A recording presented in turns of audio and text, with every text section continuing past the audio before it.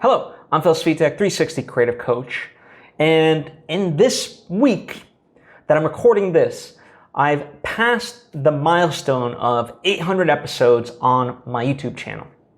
And that's an amazing accomplishment. I will congratulate myself. And likewise, I will thank you, that's right, you, for tuning into any number of episodes that you've tuned into. If you've just checked out one, fantastic. If you checked out multiple ones, great. If you've been along with me for the journey, I sincerely appreciate you. It really means the most to me. You know, I do these not with the expectation that you will listen to every single one of them, but you will check out the ones that are worth your time, that you think might benefit you, that you might get something out of. You know, I try to create a wide range of episodes so that way there's a little bit of something for everyone, right? And that's incredible to me. It truly is. And, you know, as I talk about it, I want to sort of reflect upon some of the things that kind of got me to this point, you know, that I think are worthwhile and may be of benefit to you, may inspire you in some way to continue doing what you do. Number one, I'm a big advocate of having systems in place. You know, make it as simple and automated as you can make certain things, the better. You know, certainly when I ran a digital network, you know, we used to produce 150 shows pretty much any given week. And certainly I couldn't oversee all of them. So that meant I had to create methodologies that others can implement, that can be systematized, that can be, you know, used by everybody, that could be teachable, and so forth, right? And empower people to do that. Now, with my podcast, you know, the one you're watching right now, you know, I don't necessarily need that type of system. You know, I do this, it would be great if I had more help, but, you know, I do this pretty much by myself. You know, I create the lineup, I film the stuff myself, I edit the stuff myself, I create the thumbnails myself, the descriptions, all that, right? And not necessarily, you know, right now, not necessarily by choice, but any money that I would take to hire somebody to help me with this, I'd rather put that money into other projects, right? So that's the way sort of I view it. But nonetheless, that doesn't mean I do it willy-nilly. I still systematize as much as I can the stuff that I'm working on.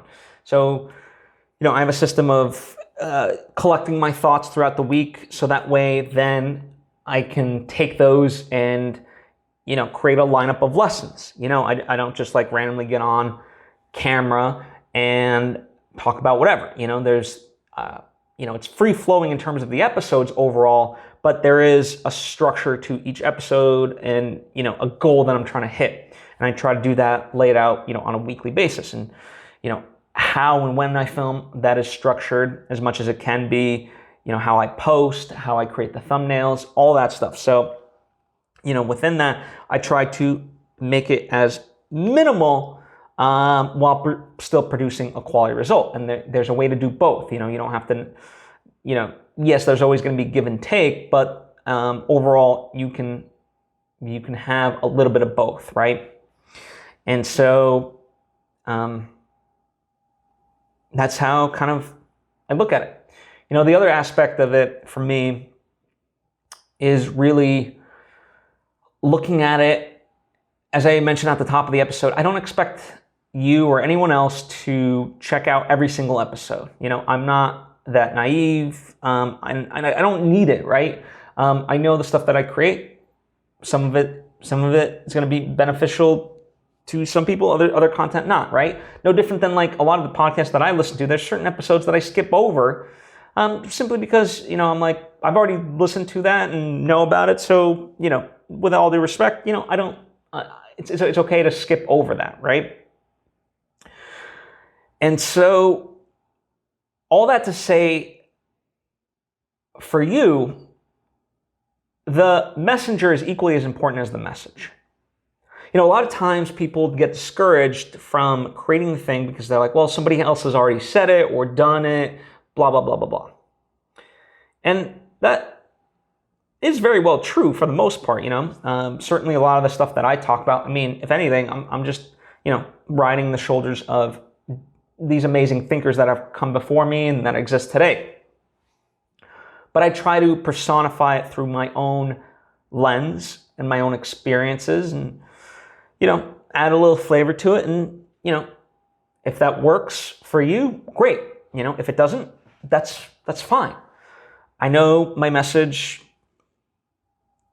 some people, it resonates with, they need to hear it from me versus some other people. And that's great. And then there's other people who need to hear the same message that I'm talking about, just from a different person. And that's fantastic. However you get the information, I ultimately don't care, because I just want you to have the information. But I think you got to look at whatever you're creating, right? It doesn't have to be self-help content like I do. It could be anything in life. Really understand that sometimes only you can provide that perspective, and people need to hear it from you. Whatever, look at your art. Your art is going to resonate with a certain amount of people. And your job is to not worry about the people who it doesn't resonate with, but instead to find the ones that it does. It's like sales. So many people make the mistake, and I see this all the time because I experience it. So many, all the random sales calls that you might get, right? It's that type of thing. I've been very forefront. I do try to pick up my phone when anyone calls. And so I deal with a lot of these telemarketers, and I say, I'm never going to be a buyer of your thing. And I just try to be very upfront. And yet they keep on calling. And it's like, no, you don't get it. You're wasting your time. I'm not going to be a client. I'm not going to be a customer. And I think a lot of times as content creators, we do the same thing with audience members. We try to desperately convert people that are never going to be our audience. Instead, find the ones who will be. And for me, if you track my stuff, I'm not a giant YouTuber. I'm not even what you would call a social media influencer or anything of that kind. And that's all well and good for me, because I'm not going for the quantity of audience. I'm going for the quality. And I'm amazed by the quality, the stuff that really resonates and has an impact on people. And that's what I'm after, So many people say the cliche of if I just reach one person, then I'll know it was a success. And they say that, but they don't ultimately mean it. Or they mean it half the time and then not the other half. And for me, I very much, who am I with my ego to define who and how many people this is supposed to reach? I joke about it all the time. I joke about it in my private life, but, I'll share it now. I'll get a phone call and, be talking with somebody.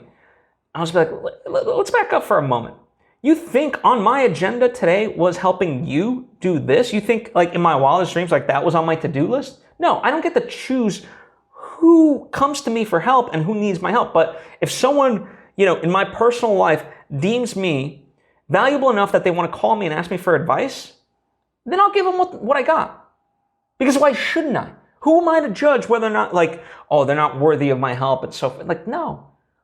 They came to me with something and they would like my advice, so I'll give them everything that I got. I don't know if it's the right advice, and I let them know up front, hey, all I can do is I'm going to give you what I fucking got. And you're welcome to take it.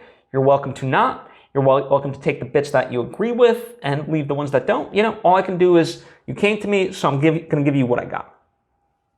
And that's how I approach this. I don't get to decide who my audience is.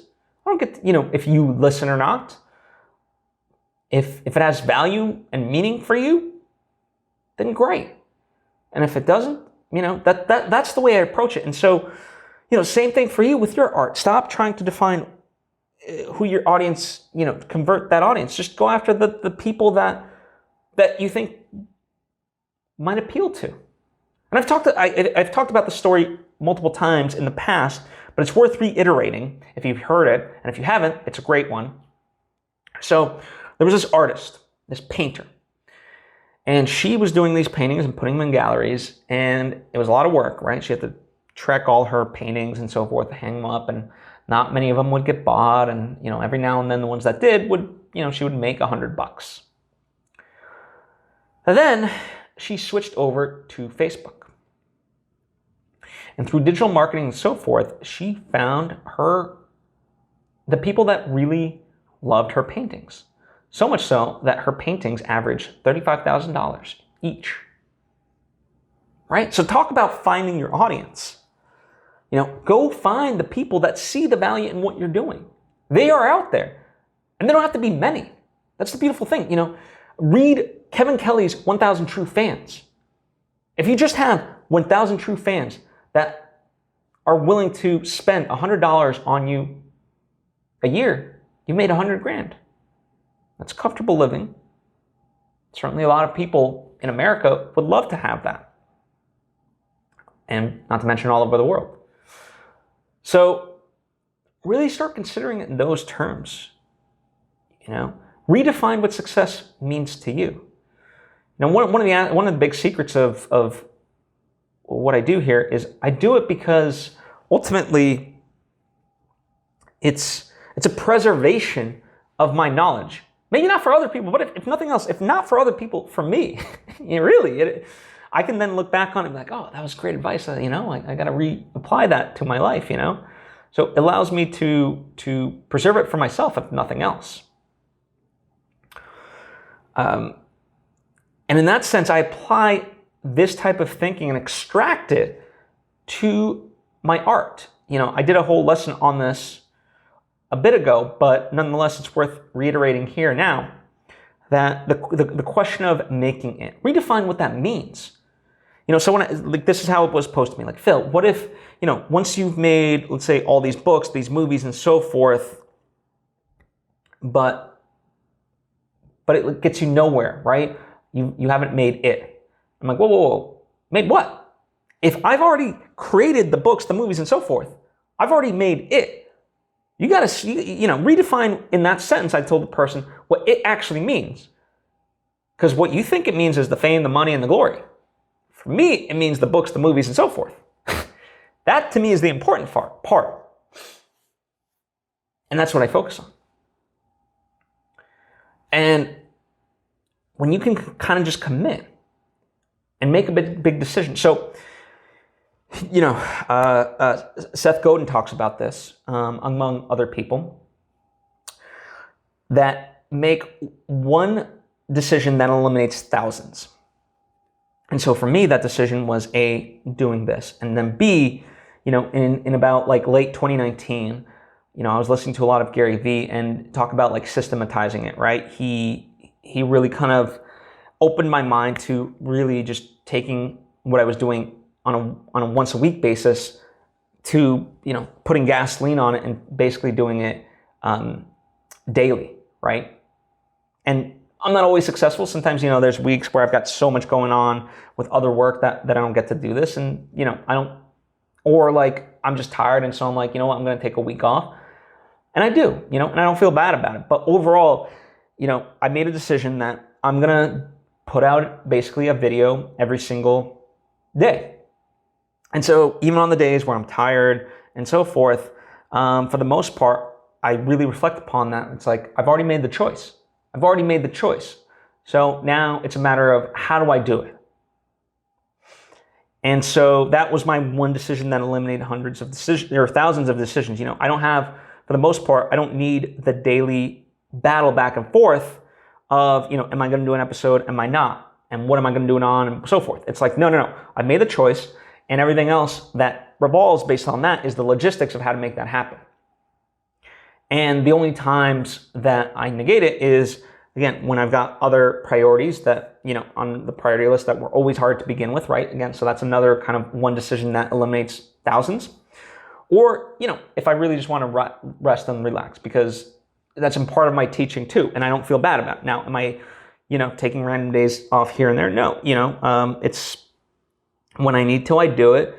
And I don't feel bad about it, but for the most part, like I said, it's tough to kind of really explain that one, but if I just commit, like, hey, this week off, I'm just going to take off, so be it. I don't feel bad about it, but I don't make it a habit to use that as a crutch. If I've really committed to putting out content each and every single day, then that's what I'm committed to do. And it's interesting to me because I watch a lot of artists. In fact, there's one that I'm working with on a different project, and he goes through that every time we do something together, it becomes a mental battle of him like getting to that place where it's like, no, if you just make the choice of like, no, I'm committed to this, then there's no choice to be made. You've already made the choice. Now you got to just act upon it. And that's how, in that sense, once you commit, you can get from, because like you can look back at this, a lot of my friends are hitting me up with like, that's so amazing, you've gotten to 800, that's so inspirational and things like that. But it's that cliche thing, a 1,000-mile journey starts with the first step. So it's not like in my mind I ever thought, ooh, when am I going to get to 800 episodes or 1,000, the next milestone will be 1,000 episodes and so forth. It's like, it's not really what I'm focused on. It's great to kind of look back at that and honor it. But the focus is not that. The focus is just continuing the work, really. And yeah, it's just the discipline and the wherewithal to be like, fuck it, this is my definition of happiness, so I'm gonna do this. This is, a purpose of my life, a legacy of my life that I would like to leave behind and help people, and so I'm gonna do it. And little by little, brick by brick, it adds up. And that's wonderful, But I'm right back, I joked on Twitter, I posted on Twitter that like, hey, I basically did 800 episodes, and then I did a quote retweet. It's like, well, that didn't last long because now I'm at 801, something or other like that. Because it's like honor it, but keep moving, So yeah, these are some of the things that I've really thought about in terms of reaching this milestone. I wouldn't even call it an important milestone, just a milestone. It's funny. It kind of another sort of milestone was when I made my proof of concept play test. You're welcome to watch it. It's only 4 minutes. It's in the description box. But I remember like that was a big milestone, and we had this great virtual premiere party. Lots of people showed up, lots of congratulations and so forth, and it was a really special day. It was fun. But, after the virtual premiere party, I went out with my dog, and, one of the actors involved, they called me and they're like, oh my God, you must be over the moon. This is so exciting. Like, you've got to celebrate. Like, this is incredible.